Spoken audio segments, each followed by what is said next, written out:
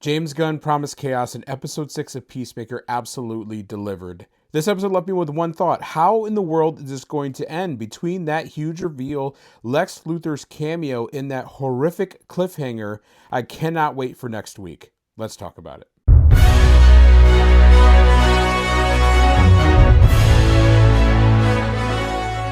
Hey everybody, my name is Troy. Welcome back to the channel. Today we're going to review episode 6 of season 2 of Peacemaker that dropped on HBO Max tonight.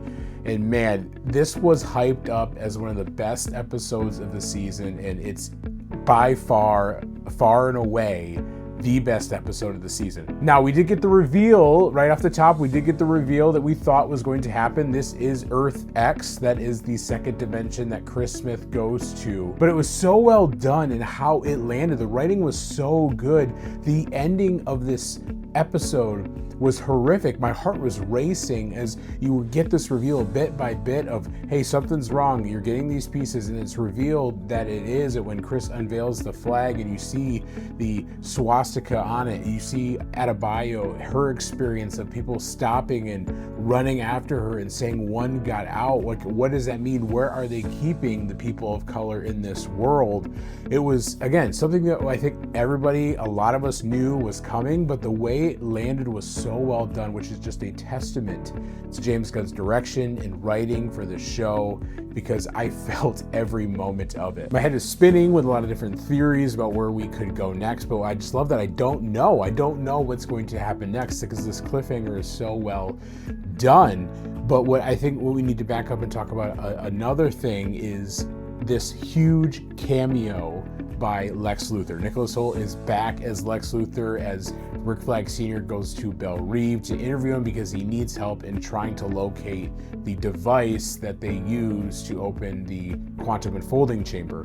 And we see them bargain a little bit about, hey, if you help me, I can help you. And could this be setting some of those seeds for Man of Tomorrow that's coming out in 2 years? Because we hear Rick Flagg say that, hey, I can offer you some sort of redemption to Lex Luthor.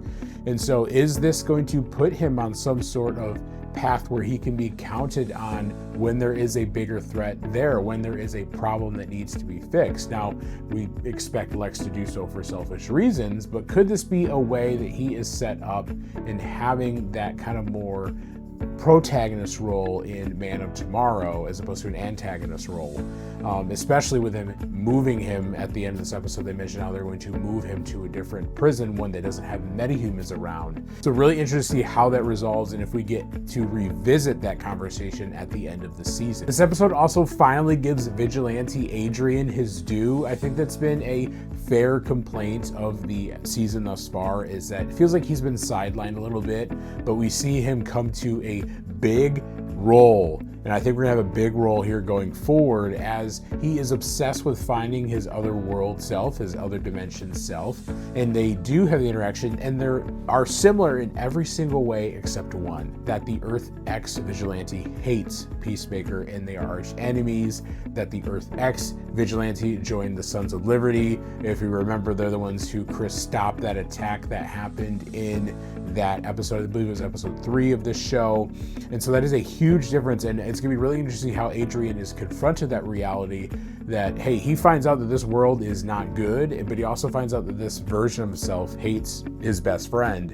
And so it's gonna be interesting to see what happens there, as I'm sure there's gonna be some conflict. And it also raises the question too, are the Sons of Liberty the good guys in this world? Are the top trio of Peacemaker, his brother, and his dad, are they the bad guys? Are they the ones responsible for getting the world and keeping the world what it is? And do they have more of a villain, bad guy role in Earth X? And so it's gonna be really interesting to see kind of Chris wrestle with that too, as he's, not only confronted that this world is not what he seems, but also that the people that he's loved, the people that he's cared for, that he's kind of developed this or seen this fond relationship with, actually be not great people. And so it's gonna be really interesting to see how that plays out too with this new information that we've learned. This episode has also probably the most devastatingly and emotional scene so far that we've seen in this season, when Chris confronts his Harcourt in Argus, and we see Jennifer Holland just give this really amazing performance as she breaks down and she admits that she's not somebody who can express her feelings. She, probably in her best way, can admit that she does have feelings for Chris, but she knows that what's at stake here, that if she says that she does, he goes back. If she says she doesn't, that he stays. And it's just a really, really good scene between those two characters. As we finally see things come to a head with their relationship. I think there are some seeds there for them to maybe have something in their own universe if they get back to that point. But again, just a really, really good scene there, and definitely the standout of this episode emotionally, and I think of the season so far emotionally, as again, that build up pays off in such a good way. But again, the ending is what everyone's going to be talking about, and again, rightfully so, because we get the reveal of what's going on, and just, we have no idea what's going to happen next. We don't know what's going to happen to Adebayo. We don't know what's going to happen to Economos as he is attacked by Augie and immediately spits out what happened, and he tells Augie that, hey, my Chris Smith killed your Chris Smith, my Peacemaker killed your Peacemaker, and what's the fallout of that going to be? It feels like episode 7 is just going to be this blow up of all this pressure that's been building for 6 episodes so far, as everything is revealed. They know what this world is. Augie knows that this isn't his own son. His own son is actually dead, right? And we don't know what's going to happen to any of these characters, and I just love that we don't know what's going to happen next, that anything could happen, that all bets are off, frankly. And I'm excited to see what happens next in the story. My theory, and it's a sad one, is I don't think every one of the 11th Street kids makes it out of here. I think we are going to lose people, and it's going to hurt badly when we lose those people. It could be Adebayo. I hope it's not her, but I think might be Vigilante, as I think, again, there's going to be some clash there between both versions of himself. But I think we're going to experience some loss here, and I think it's going to hurt in a lot of different ways. And so I could be wrong. I hope I'm wrong, because I love this cast. I love these characters.